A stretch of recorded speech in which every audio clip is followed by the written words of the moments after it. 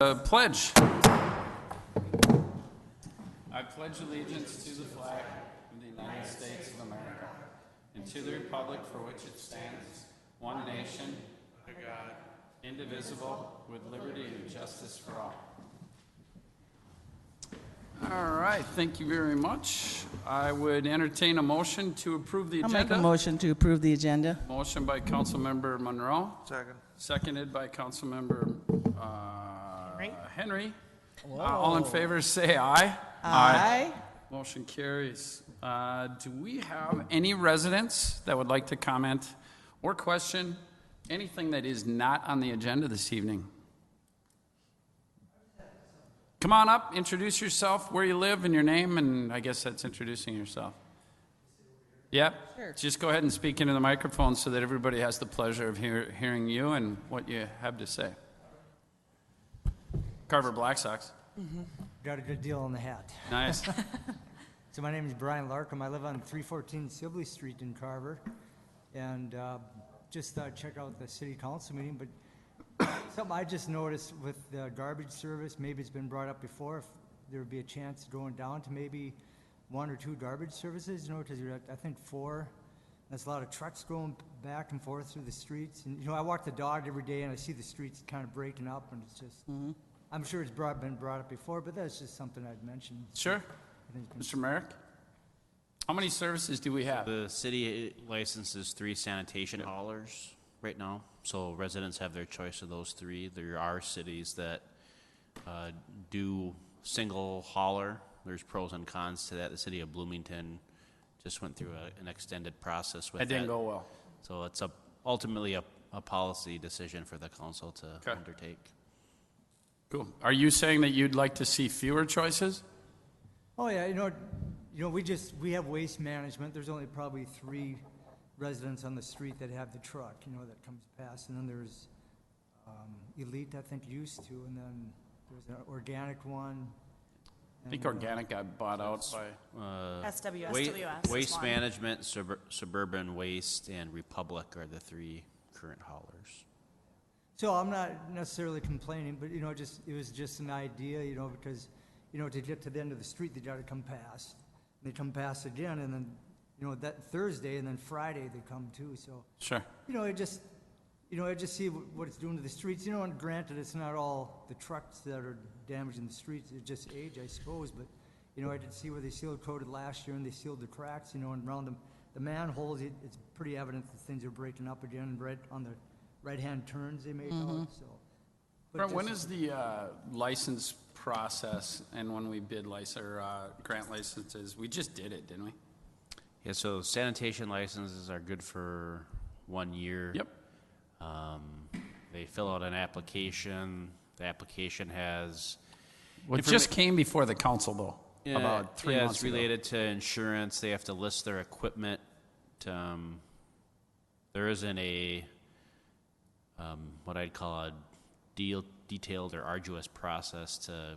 I understand that, but my point being is that we can follow that process.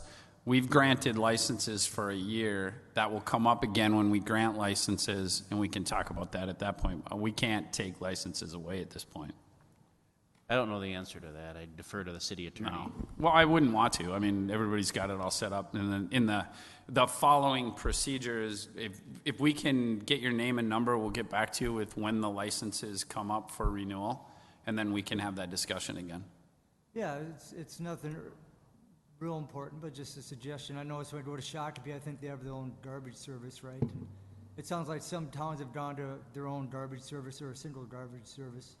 It sounds like that didn't work out so well, according to what you're saying. St. Paul's having some big time problems. We have a place in St. Paul, and it's an absolute nightmare.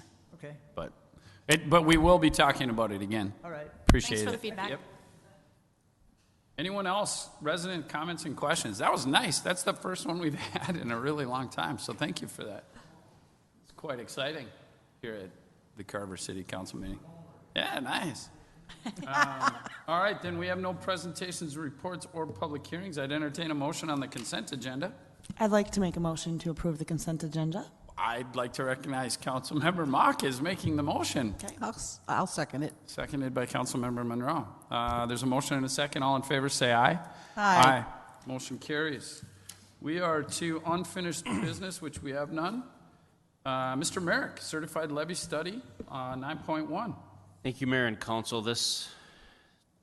I'll get into a little bit of a history piece before I introduce Todd Hubner with WSB on a certified levy proposal. For several years, if not decades, the city has been sending letters to the United States Army Corps of Engineers to get on a list to do It's been decades. to do a study. In about 2015 or 2016, the city of Carver moved up on the priority list, and for about a year, city staff engaged with the Army Corps of Engineers to look at a feasibility study through several work sessions and meetings, actually in St. Paul.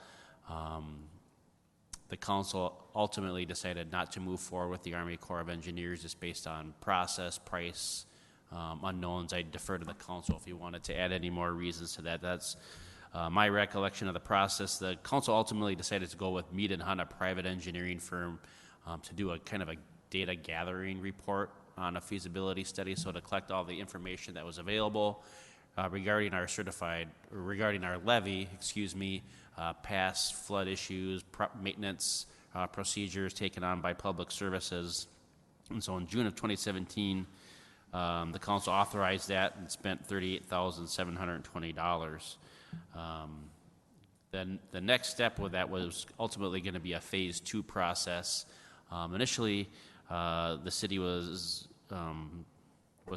told that it would cost approximately $150,000 compared to a $280,000 estimate from the Army Corps of Engineers. However, throughout different conversations and processes, that proposal, which is currently in your packet, has risen to $324,100. And so based on several conversations and some maybe uncertainty with process, city staff reached out to WSB to look at a potential alternative or a secondary path to accomplishing a certified levy in the city of Carver. And so at your last work session, Todd Hubner and Brian Barassa with WSB presented a proposal. Brian who? Barassa. Oh, I know, Brian. That essentially looked at the feasibility study in a different way, and primarily it looked at developing a concept that would be developed to the point where the city could seek additional funding to develop the engineering of it, where Mead and Hunt's proposal is primarily focused on developing the engineering and then seeking the funding on a secondary basis. And so there was an interest from the council enough to invite Todd and WSB back to the regular meeting to present not only for the council again, but for those maybe watching on TV or in the audience tonight about their process to go through the certified levy proposal and understanding how that relates to the impacts to the downtown and how people can understand the process. So with that, I'll turn it over to Todd with WSB. Thank you, Honorable Mayor, City Council, City Manager, and staff. I think we have this up here. Welcome back. Thank you. It's good to be here tonight. Pushing the button on the right. Is your engineering better?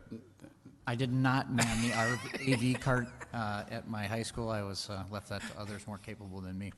So tonight we're here to talk about the levy certification for the Carver levy. And we really have, to date, the city of Carver has done a lot of background information on your existing levy. The red lines up there are your existing levy limits.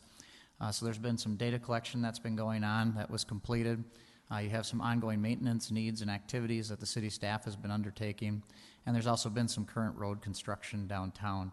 So there's a number of things that have been going on around the levy at this time. And I think the desire is to allow for that levy to be certified, which lifts some of the moratoriums on investment in properties so that folks can put more than 50% of the value into these properties and preserve them for their ongoing uses, and also to increase the level of flood protection to the city of Carver downtown. We really propose 4 different buckets or approaches of distinct phases with this project. The first one is really a concept plan and funding strategy. And the second one is the design and permitting portion of it. And then we would go to construction and then the certification process, which is really a checklist and paperwork process with the federal government. And you can see that the timeline to complete all of these, we see the first concept is about 6 to 18 months, the second bucket is 6 to 15 months, and that third bucket of construction is about 12 to 14 months, and levy certification is between 2 and 4 years. So from the beginning to the end, we're looking at just about somewhere between 4 and 6 years of work to get the levy certified. In the first task, which is really developing a concept plan, I believe the city has done enough background work so that a concept can be developed that would really look at defining what the project would be, putting together some preliminary cost estimates, developing some cost-benefit analysis for some of our grant and funding partners, and then putting together a funding strategy that would allow the city of Carver to approach the various agencies that would be involved in funding or potentially funding, including the legislature, some of the DNR folks, and other grants that may be available to the city of Carver. The second is the design and permitting. We would really like to start this once the grants have been awarded or bonding or some other mechanism has been awarded to the city of Carver. These activities are all grant eligible under the previous grants that we have worked with. And as part of that, we would do this design in a technical advisory panel way. So we have some of the folks that would permit this levy as part of the design process.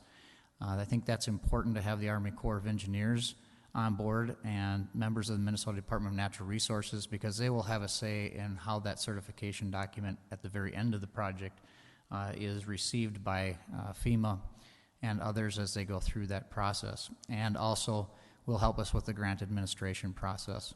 We want to make sure that everything is done with the I's dotted and the T's crossed, so there are no surprises at the end, because those become expensive at the end of the process if we don't know about them at the beginning, and also accelerates the permitting process. And the third part is always everybody's fun part. It's construction. We spend a lot of time at the beginning, and we get to construction, and that's when we get to see the improvements actually become reality. And as through that process, there would be a bid letting, administration of the grants, making sure that the projects that are on the ground that are being undertaken meet the requirements of FEMA, and to ensure that the Army Corps of Engineers as well, requirements are met and all the permit obligations are fulfilled. And then closing out that project is just as important as beginning that project, to make sure that all the project is closed out in a timely fashion so that all of the grant monies can be received. Then the fourth phase is the certification process. It's really a checklist process. You go through and make sure that all the documents that you've prepared through your design and permitting are all assembled, that you've done record plan drawings of all the elements of the levy in accordance with federal requirements, and you put that together in a nice package and you ship it off to FEMA. And depending on how busy FEMA is, it can take anywhere from 2 to 4 years, and also how good your application is. So there are some that have taken longer than that time period, but I think the level of effort for the city of Carver, we should be well under that 4-year time period once we get to this process. Just a case study that I'd like to just highlight for you is the city of Afton. We're currently in the levy certification phase. We're about ready to submit that certification document here in the near future. In the visioning process, this process started about 8 years ago. As we began that process with the city of Afton, their first initial issue was their levy. Their levy was not meeting the volunteer program requirements for the United States Army Corps of Engineers. They were looking to upgrade the levy, and as we got into that, we noticed that the county road was in bad shape. They have no public utilities and tiny lots downtown, so there's no sanitary or water or anything. So we had some environmental issues to deal with. We had some contaminated well water. We also had a number of historical significant structures, very similar to the city of Carver. And we began a process to vision the downtown. And what I would the reason I bring up that visioning process, and I know the city of Carver has completed much of that through the process, is that you want to make sure you take advantage of every opportunity you have to shape the downtown area the way you would like it. This is a very significant investment for the city. Sometimes you can use the same dollar to accomplish more than one task.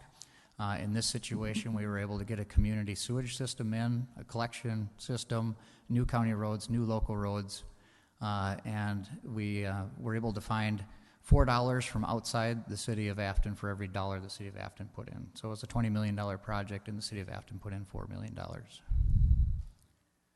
During the preliminary design, that's when we noticed that all the downtown roads needed to be redeveloped, and so the city did use their road reconstruction fund to match and to leverage those federal and state dollars. And also the county came together with their county road improvements, and then also cost participated in much of the storm sewer construction as well, including diverting some stormwater around the levee area so that we no longer had to pump that over the top of the levee. So then construction, that was a 2-year process. 90% of it got completed in 2017. We just completed that flood pass-through in 2018. Kind of a significant improvement for the city of Afton is that process right there. They now have access to their city docks without having to walk over the top of the levee to get to the river, and it provided ADA compliance in accordance with federal rules for the pedestrian passage from the city docks to the downtown village of Afton. So as I mentioned, we're currently in the process of the levee certification. We've done a preliminary walkthrough with our staff. We will be walking it one more time here with the Army Corps of Engineers and finishing up the restoration. And then we will be filling out our paperwork and submitting it in the very near term for certification. So I think that's a really good background on how the process might go. And I think the upfront visioning piece is going to move very rapidly in Carver. I think you've done most of the groundwork that's necessary to do so. In meeting with your staff, they have a clear vision, I believe, of what this levee should look like and what we can do for a concept plan and get cost estimates underway. And with that, I would entertain any questions. All right. I have a few, but in the meantime, does anyone else have any questions, comments?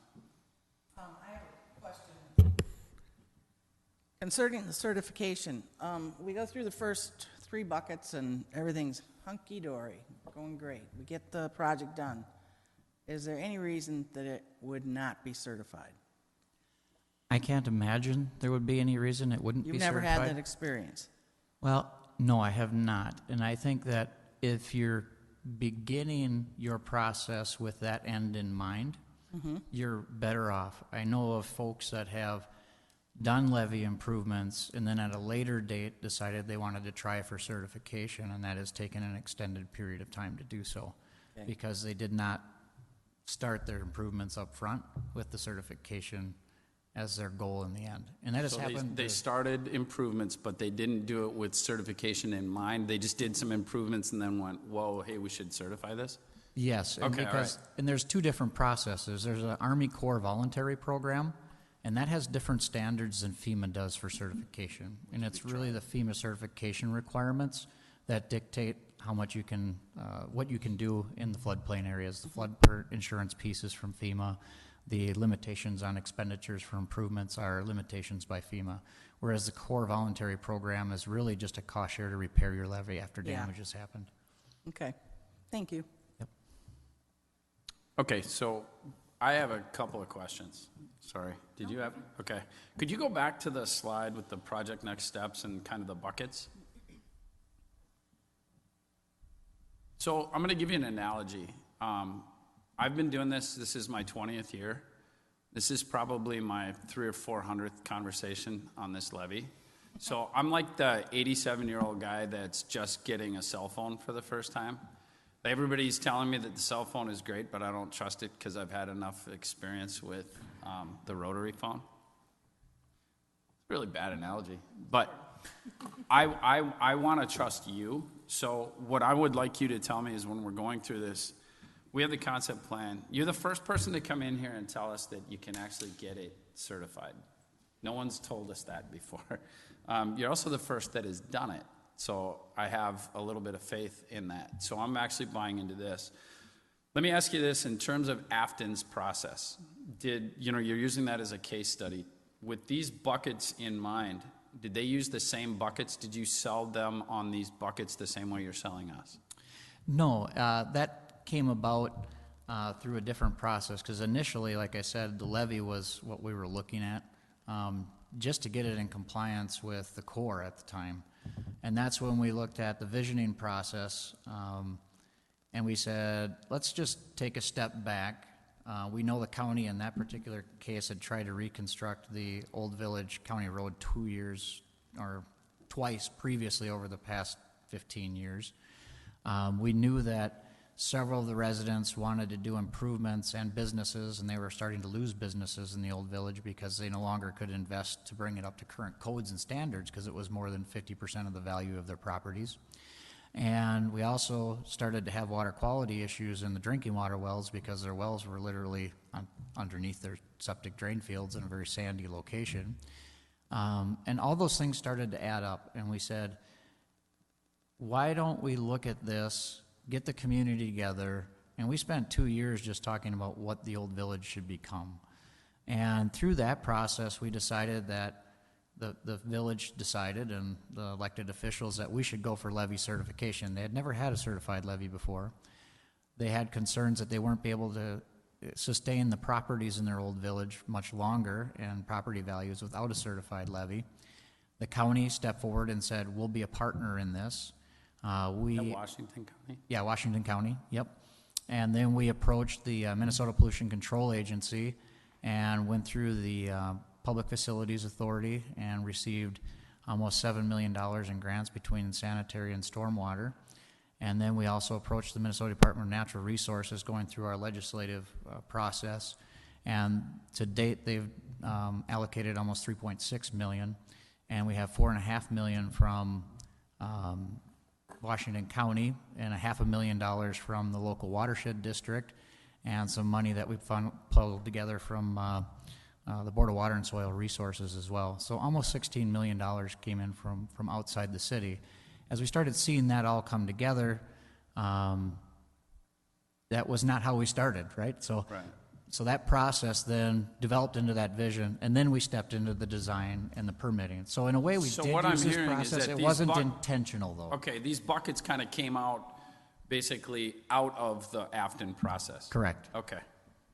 Go ahead. Yeah, I just have a couple other questions. Well, I still have questions. Okay. No, go ahead.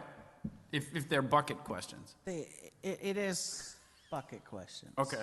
Because I have specific questions on the buckets, so go ahead. You have bucket questions. Go ahead.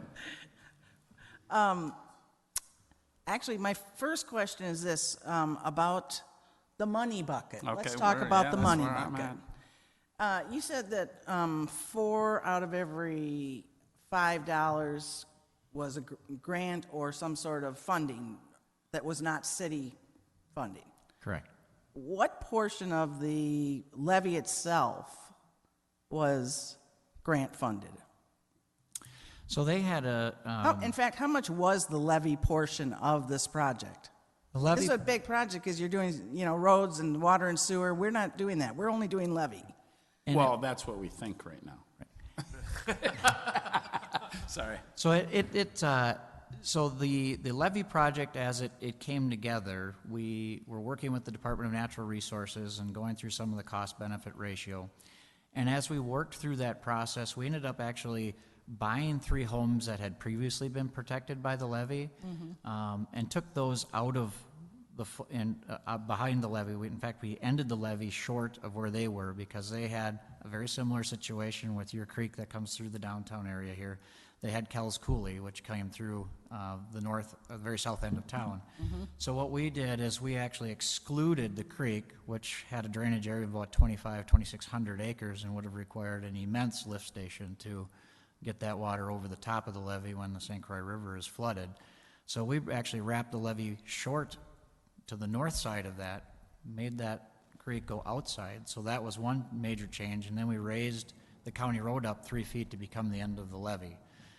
On the other end of town, To reduce the cost of the lift station, we had a bunch of water that came down the bluff down a county road. And with the reconstruction of the downtown roads and knowing that if we divert that water to the north of behind the levee, we can take that out from behind the levee too and reduce the size of the lift station that we need. In addition, we were able to provide water quality treatment to areas that previously had not received any treatment for stormwater runoff. That allowed us to capture other grant money in the process to help pay for that diversion and treat that water before it entered the St. Croix River, which has a TMDL for it.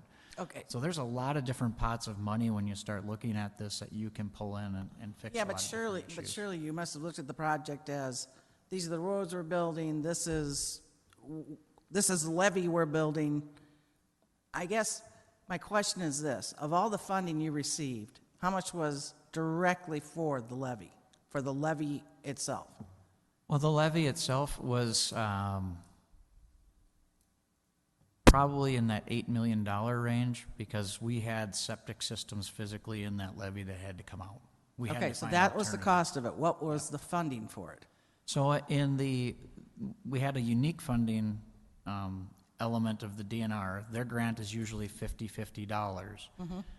We were able to work with our legislators to actually cap the local match at $2,094,000 for the local match. And they have given us almost $4 million. It'll probably be $4 million when we're done. So it was really 1/3, 2/3 instead of 50-50.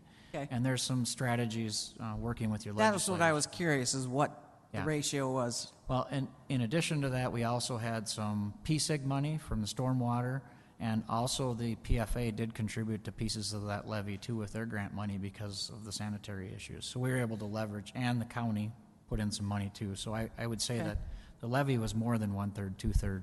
Okay, So- thank you very much.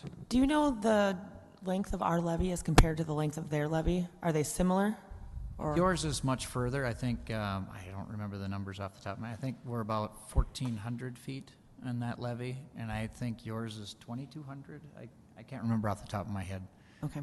Because right now that levee comes all the way up into the old village, the downtown area there. So, Okay. Thank you. Okay, I have bucket questions. So we're looking at the concept plan and funding strategy. This is the dating stage, and you're starting to look really good. Yeah, no, still you. okay. But you're starting to look really good because you have the confidence to do it. You're telling us that you can, and it's only 67,000 compared to 325,000. If we're looking at, we go through concept plan and funding strategy, and we look and we have 2,200 feet that work out well. You think you can do it. We start to look at funding sources. What's your role, and what do you think? Give me just a rough idea of what your fees are going to be for designing and permitting construction and levy certification. Well, I think without knowing the limits of what the project will be once Okay. we develop that concept, it's kind of tough to do What that. was your total fee for Afton? That is a little different animal, I would say, than what you have to deal with. We also have... I don't disagree with you, but we're also using it as a very obvious case study, and we quote it a lot. So I'm just wondering whether it's different or not. I'm just wondering what your fee was there on a $20 million project, 33.33%. I think it'll be in that 15 to 18%. Okay. If I'm forced to throw a number out there. Oh, that's fair. That's fair. And throughout that process, do you act as the construction management, the general, or do we do that on our own and you oversee it? We typically take these from cradle to the end. Okay. So I hate to say grave No, I because know, I'm that's with you. not a good way to end any project. And that consistency we feel is important because we're always meeting with the regulatory entities through that whole process. So we know the commitments that were made during the process, how the interpretation of those funds and what their eligibility is. To lose that consistency through the process can sometimes compromise some of that funding. Somebody might not interpret it the same way that you initially did when you started into the process.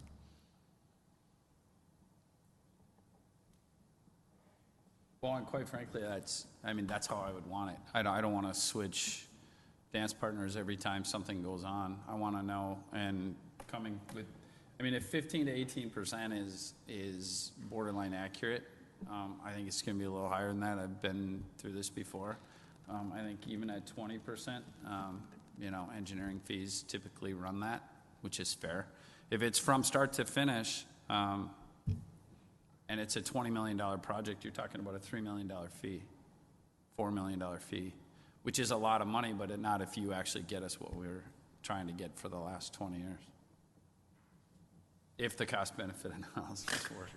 I mean, there's a lot of ifs here. I mean, and that's why, I mean, Cindy and I have been talking, probably our 200th or 300th conversation, so. Well, and Mr. Mayor, and I think that's why it's important to have that concept plan up front and that strategy of how you're going to actually get the financing in place and get the financing in place before the city of Carver extends a lot more money into the process. Let's get into the requests for the permitting and let's secure that funding.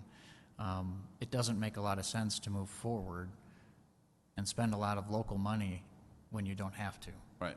Or if it doesn't make sense. Right. Because I mean, I like the value that you're putting forth and the confidence that you're putting forth. $67,000 is still a lot of money when it comes to taxpayer money. But comparatively speaking, it's not. So it's a really good first date. And as we go through this, we find out what you're going to provide to us. And if it's a possibility, I'm going to guess if it's not a possibility, you don't want to move forward either.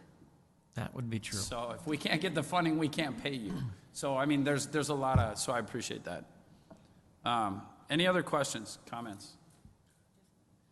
Oh, I just wanted to comment. I actually had talked to the city of Afton about the process and how they have worked with your company. And this isn't a lot of technical information, but they have found the working relationship with you to be very, very positive. And they're really looking forward to certifying their levy. And then they're in the last bucket at this point, aren't they? So do you know how long to expect before they're going to hear back on that?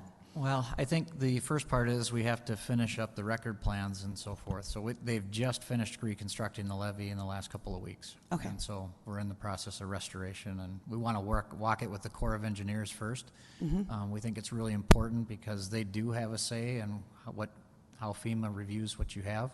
And so we'll get their comments first, and then we'll put the whole package together and ship it off. Okay. Well, they had nice things to say about it. Did you talk to a council member or a city administrator? The city administrator, or whatever title he holds there. But yes, that's what it was. It wasn't a council member. It'd be Ron Morris. Okay.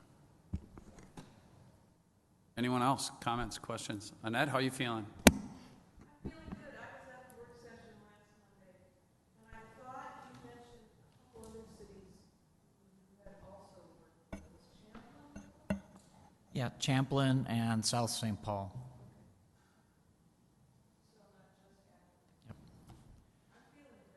I have complete faith in that. No, but you're invested in it, and you have a downtown business. Yep.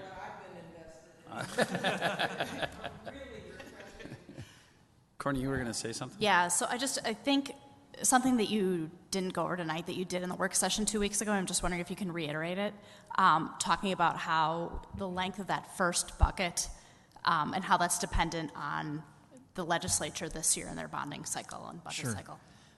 That's a very good question. We're not in a bonding cycle currently. That happens in the even-numbered years, and we're coming up on the 2019 legislative session. There are still some direct contributions that can be added, and maybe they'll do a partial bonding bill. They have done that on extreme situations, and we do. I will tell you there is some large discussions that need to be had about transportation funding in the state this session. And if that conversation goes well, there more than likely would be a bonding bill to address that. And then that opens up everything for some financing. So what we would like to do is at least get the message out to the legislators that you're currently shopping around for some money. We're putting the pieces together and putting that story together so that we can begin telling that story to legislators and putting a team together that can help put the city of Carver in a position to be funded. And I think you're in a very good position. You are a metro area community. Some of these funding sources need metro area partners to pass because a lot of this money goes to outstate areas, and you'll find partners with some of those outstate areas as well. Red River Valley, some of the areas in southeastern Minnesota as well. They've all received this type of funding, and they're always looking for metro partners to help continue the financing for these programs. Great. Go ahead. Sorry, I totally No, interrupted you. I was going to switch topics, so if you're going to piggyback off of that. On the topic of transportation, I think that 212 is going to get funded over the course of the next year or so. And how do you think that that's going to relate to funding for this particular area if 212 gets a mitt full of money and then right in their, literally their backyard now to get money for levy? Do you think that's a hindrance or? I think the two issues aren't really connected. Okay. The Transportation Committee doesn't usually talk too much I to just the think of Environmental area. Committee. Okay, all right. Sorry, go ahead. No, it's okay. The other thing that I was going to ask, and again, this is more just for the benefit of the folks who are watching at home or who might not be familiar with this issue. In addition to the flood infrastructure, can you talk through some of the other benefits of having a certified levy for the folks in our downtown? Sure. I think the certified levy, one, removes the restriction of the purchase of flood insurance because it actually removes the floodplain from the downtown area. And then it also allows folks to invest more than 50% of the current property value. I think the other piece that you'll see is after the levy is constructed and almost even before it's usually certified, you'll start to see people start investing in their properties again. It's really tough right now as a property owner to want to go out and make a large investment when you know there are limitations to what you can get for value on sales. You'll see an increase in tax base. And those are some of the things I think that in the cost-benefit ratio we want to take into consideration is not just how much it costs to build a levy, but what is the increase in tax base that can happen when you're done. And your costs for damages and flooding, but if you don't flood anymore, then people can invest in your capital costs and your infrastructure costs can all be protected as well. So we can take advantage of those tax dollar increases and those property value increases. Thank you. We won't have to do levy watch when the river rises in the spring. All right. Any other comments, questions? I will make a motion to accept the proposal from WSB to conduct a certified levy study for $67,000. There's a motion by Councilmember Johnson, I'll second it. seconded by Councilmember Monroe. There's a motion and a second. Any further discussion? I just want to say thank you. You came and actually, I was an old 87-year-old fuddy-duddy. I didn't think there was any possibility that this could work. I'm hesitant, but you've given me hope, and I appreciate that. I hope it works out, and this is the first step to it. I'm going at this with kid gloves, but this is the most excitement I've had towards this in my 20 years. So that's either like a big build-up for you to fail or a really big build-up for you to succeed. And I really hope it's the latter. I really do, because if the cost-benefit analysis is there, I'm really into this. So I appreciate your efforts here. Any other comments, questions? There's a motion and a second. All in favor say aye. Aye. Any opposed? Motion carries. Welcome aboard. Thank you. Thank you very much. Now we own you. All right. We are now moving on to communications. Mr. Merrick. Thank you, Mayor and Council. As you may notice during our work sessions, we usually end with city council requests. Since there isn't a work session, that city council request piece is if the council has any requests of staff for research or projects to investigate. So I just wanted to open that up to the council in lieu of not having a work session tonight if there's any specific requests. I do. Go ahead. We've been talking a lot and looking at the 2019 street improvement project, and I've been hearing a lot of feedback from the residents who live in that area, and when it comes to the cost and what they're going to be dealing with assessments and things like that. I know that we have been working hard on that project and seeing what we can do for any possible cost savings. Whether we have found anything specific or not, I want to ask to do a review of the ordinance about, let's see, which section is this here? The water supply and distribution system, I believe, is the correct one, and we're looking under the well section and services and when we have to shut it off in our connections. We have wells and septics that are up in that area, and I know that we're looking at having that available for irrigation yet in their yards. A question I have, and that I'd like a little more information and possibly us to look into a little bit further, is if I'm reading the ordinance correctly, it gives them 90 days to connect. Is that, once that is completed, that the homeowner has 90 days to connect into the city water and sewer system? I don't know the answer to that. Typically, on full new connections, the city council has taken some liberty in providing either a year or two to make a connection to the system, but I defer to the city attorney if he's recalls any specific language related to that. There is a mandatory hookup provision. I'm sorry, I don't know exactly what it is, but there is a finite period of time in which a property owner must connect once sewer and water are available.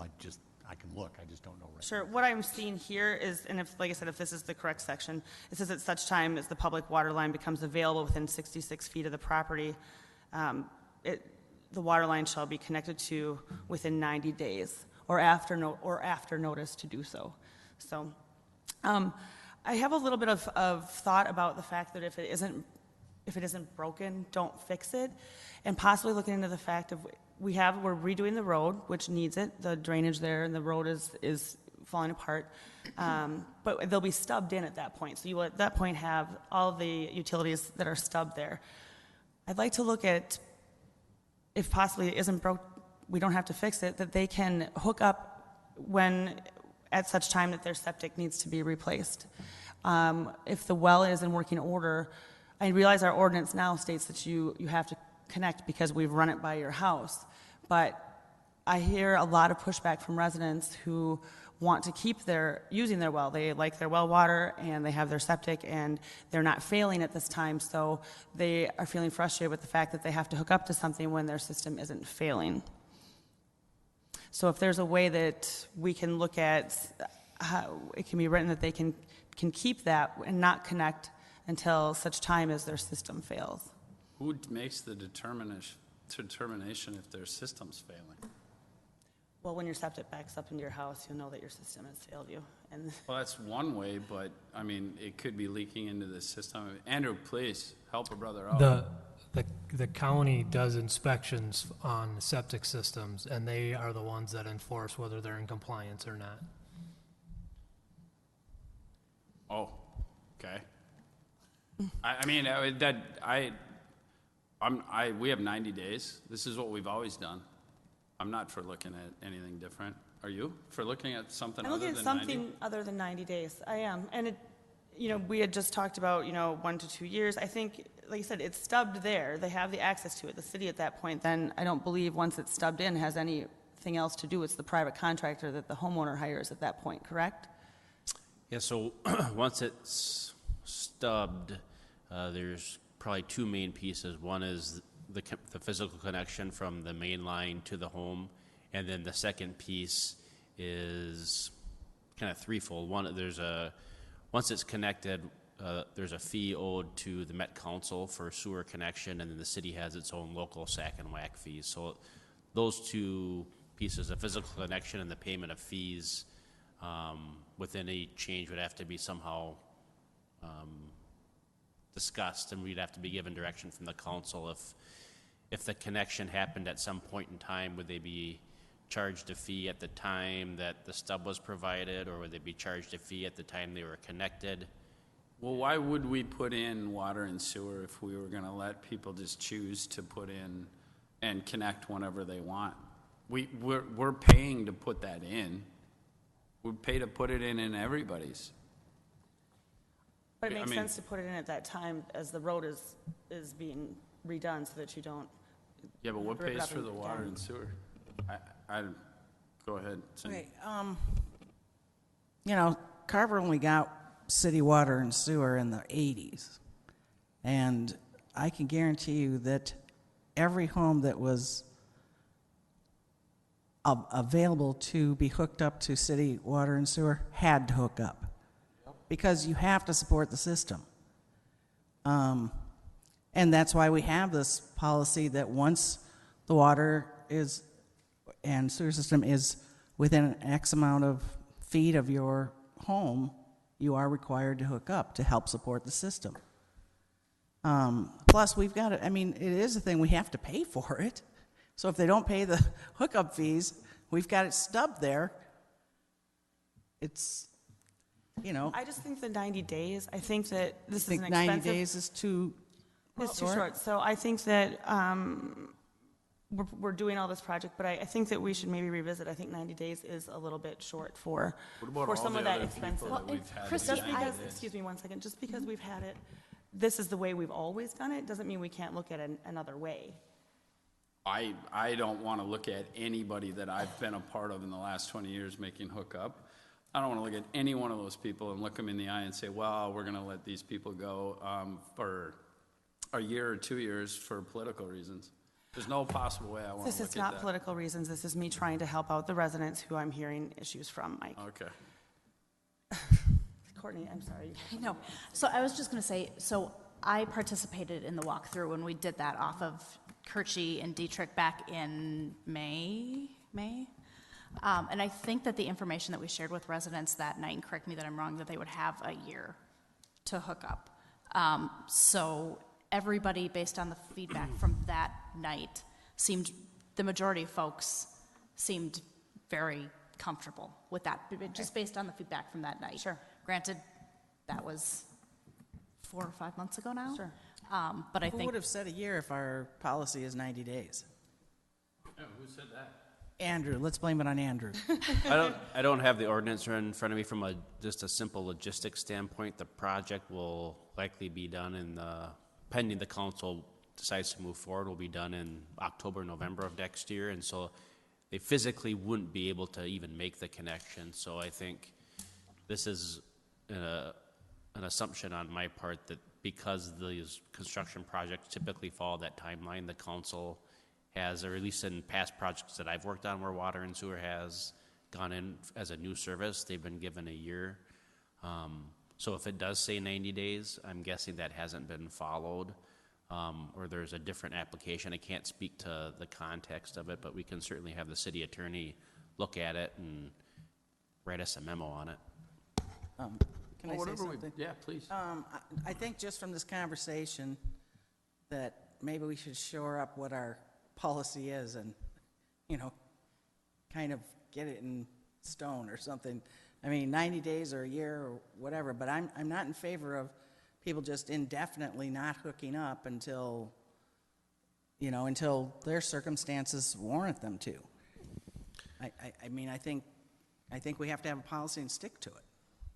And as a secondary piece, if the council elects to do this, I'd like to ask the city attorney to explore what I'd call unintended consequences. I don't know what they are, but, you know, we do a lot with annexation and adding new sewer and water, and so I would want the city attorney to explore that. I don't know if you have any thoughts on that, Larry, that... Well, I'm listening to this and it's percolating, and probably when we're talking about on-site septics, that's a bad word, but the thoughts immediately running through my head is in terms of timing and when. The answer for water might be a little different than it is for sanitary. The city has some agreements in place with the Metropolitan Council. I mean, you remember the Met Council's paid over $10 million to build an interceptor into the city. I don't remember, I haven't looked at them in years, but obviously they didn't build an interceptor into the city with the thoughts that the city wouldn't require people to hook up. So I mean, I'd clearly want to look at that, and there may be a different standard in that than there is for water. I'd also have to look at the state. For on-site septics, they're regulated, as Andrew said, by the county. The only way a city can regulate on-site septics is if it has an ordinance more comprehensive than the county ordinance, and you don't, because you don't have that many. It defaults to the county does the inspections, when they transfer. So I'd want to look at the county ordinance. I want to look at I got to look at the MPCA rules and regs too, and see what it is. I mean, I think ultimately you have to require a hookup. I'm just not quite sure what the timeline is. You probably have a little more latitude on a water hookup than you do for a sewer. To a certain extent, that may be a distinction without a difference, because if somebody is gonna stub in a sanitary line, it's pretty foolish not to stub in a water line from the street stub into their home at the same time, because otherwise at some point in time when the well goes, you've gotta do it again.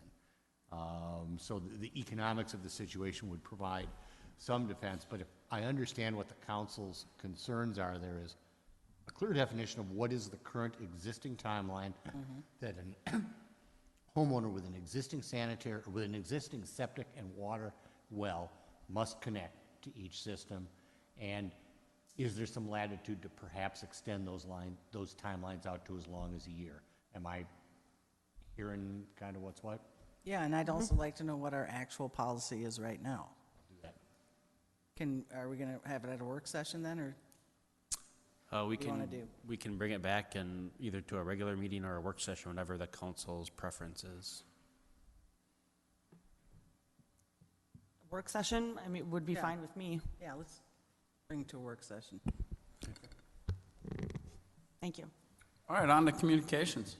Monroe. Johnson. Just a planning commission and a business council meeting this week. Mark. The Carver Lions are hosting Trunk or Treat down on 3rd Street, and that will be on Saturday, the 28th, from 1 to 4. So bring the kids down there, and we'll have a little Halloween get-together. And if anybody wants to participate with a trunk full of treats, who do they contact? You could go through the Carver Lions Facebook page, and we can get you in contact with the right people. Yeah. I'm really glad you said trunk.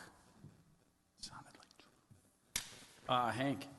We had a Parks Commission meeting, and we went over the 2040 comp plan deeply. So it was all good. A deep dive? Deep dive. Merrick. Thank I have you. one thing. Can I go first? Just called on it. I know. I don't know why I did that. I want to make sure that we say thank you to the Osterdags. Greg and Lori are closing a cup of Carver with Greg's health. Lori's going to spend some more time with her family. And I personally want to say thank you for everything that you've done for this community. With Cup of Carver, obviously, other things that have been done and will continue to be done. But I want to make sure that we make a complete shout out to the Osterdag family. Please get well. If there's anything that is needed, please let us know. I've been in contact with them through the process, and I'm really, really glad that Lori's taken some time with Greg. I'm really upset. Upset is the wrong word. I'm really bummed out that Cup of Carver is closing, but I totally understand it, and I want to make sure that we all give a shout out to them. Follow that.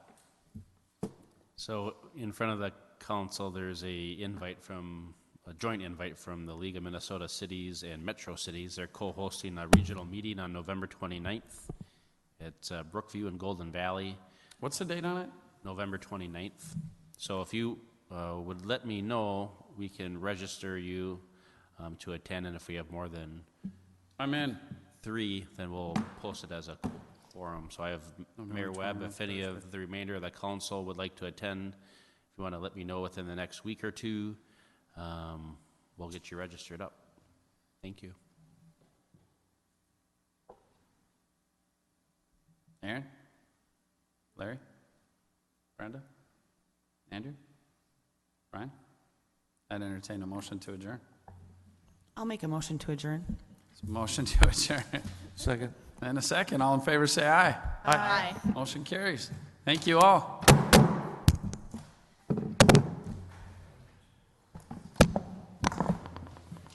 Ryan, anything you want to add, bud?